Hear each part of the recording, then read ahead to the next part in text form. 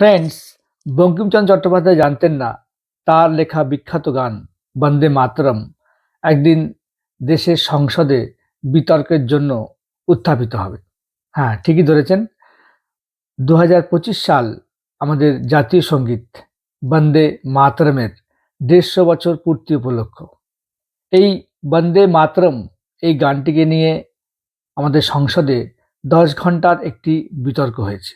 বিতর্কের বিষয়বস্তু কি না, কেন গানটার পুরো গানটাকে গাওয়া হয় না, কেন কংগ্রেস গভর্নমেন্ট 1937 সালে শুধুমাত্র এর দুটো স্ট্যান্জাই নিয়েছে, বাদবাকি আর 4টে স্ট্যান্জা কেন তারা ন্যাশনাল সং হিসাবে গ্রহণ করেনি।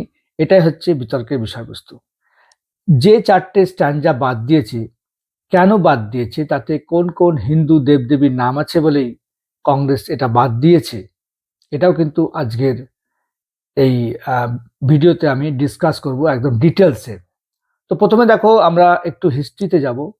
তোমরা জানো যে 1870 সালে আমাদের বঙ্কিমচন্দ্র চট্টোপাধ্যায় এই বন্দে মাতরম গানটি লেখেন এবং 1882 সালে আনন্দমঠ পত্রিকায় গানটি বের হয়।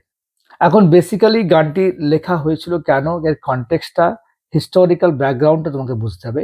এটা লেখা হয়েছিল সন্ন্যাসী বিদ্রোহ তার ব্যাটেল ক্রাই হিসেবে। অর্থাৎ এই গানটি সন্ন্যাসী বিদ্রোহে, তোমরা জানো, মুসলিম শাসক মির্জাফর তথা অন্যান্য যে সমস্ত হিন্দু জমিদার ছিল তাদের বিরুদ্ধে সন্ন্যাসী আন্দোলন হয়েছিল, সন্ন্যাসী বিদ্রোহ হয়েছিল। এবং সেই সন্ন্যাসী বিদ্রোহে ব্যাটেল ক্রাই অর্থাৎ একটা স্পিরিচুয়াল, একটা স্পিরিট দিত এই গান বন্দে মাতরম, যেখানে দেশকে মা দুর্গার সঙ্গে কল্পনা করা হয়েছে, দশভুজা মায়ের সঙ্গে তুলনা করা হয়েছে।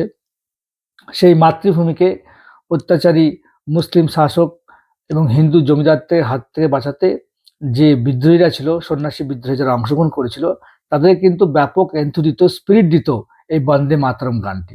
পরবর্তীকালে সন্ন্যাসী বিদ্রোহ বন্ধ হয়ে যায়। 1905 সালে যখন ব্রিটিশরা বঙ্গকে দুই ভাগে ভাগ করতে যায়, বঙ্গভঙ্গ আন্দোলন, তখনও কিন্তু এই গানটা হিন্দু মুসলমানের গান হিসাবেই পরিচিত ছিল। তখন কিন্তু আর মুসলমান শাসক ছিল না, তখন কিন্তু এই গানটা ব্যবহার হয়েছিল ব্রিটিশ শাসকের বিরুদ্ধে। এখন প্রবলেম, 1937 সালে কিন্তু প্রবলেম সৃষ্টি হলো কংগ্রেসের ওয়ার্কিং কমিটিতে।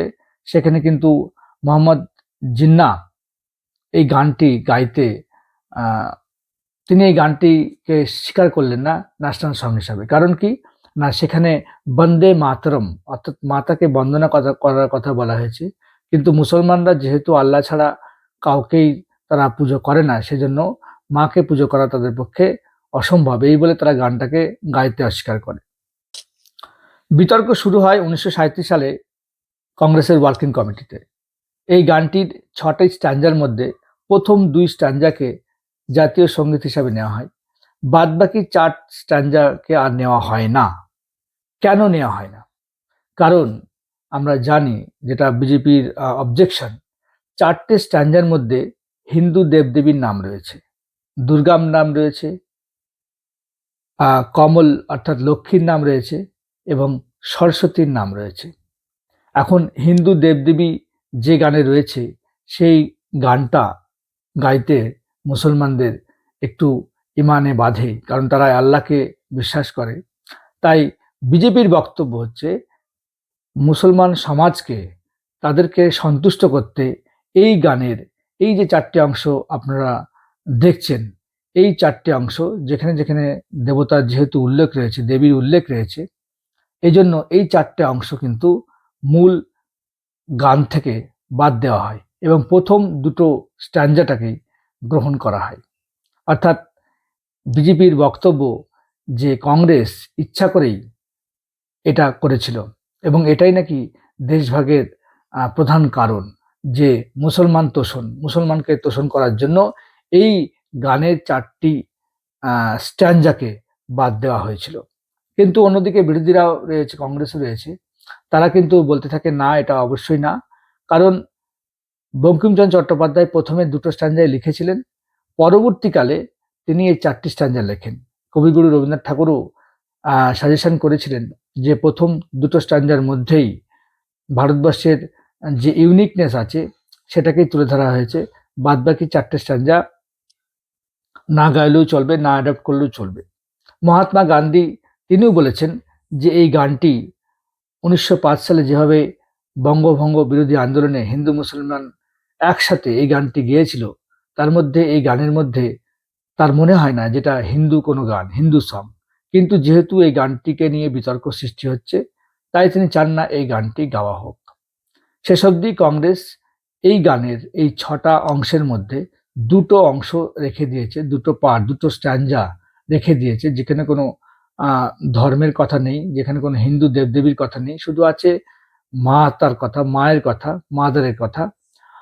সেই জন্য এই 2টো স্ট্যান্জা রেখে দেওয়া হয়েছে এবং বাদ বাকি 4টে স্ট্যান্জা যেখানে হিন্দু দেবদেবীর কথা রয়েছে সেটাকে কিন্তু বাদ দেওয়া হয়েছে শুধুমাত্র মুসলমান গোষ্ঠীকে সন্তুষ্ট করার জন্য। এটা বিজেপির বক্তব্য এবং তারা পার্লামেন্টে বিতর্ক করেছে যে গানটাকে যদি আবার নতুন করে 6টা স্ট্যান্জায় ফিরিয়ে আনা যায়, তাহলে দেশের যে স্পিরিটটা সেটা কিন্তু উজ্জীবিত হয়।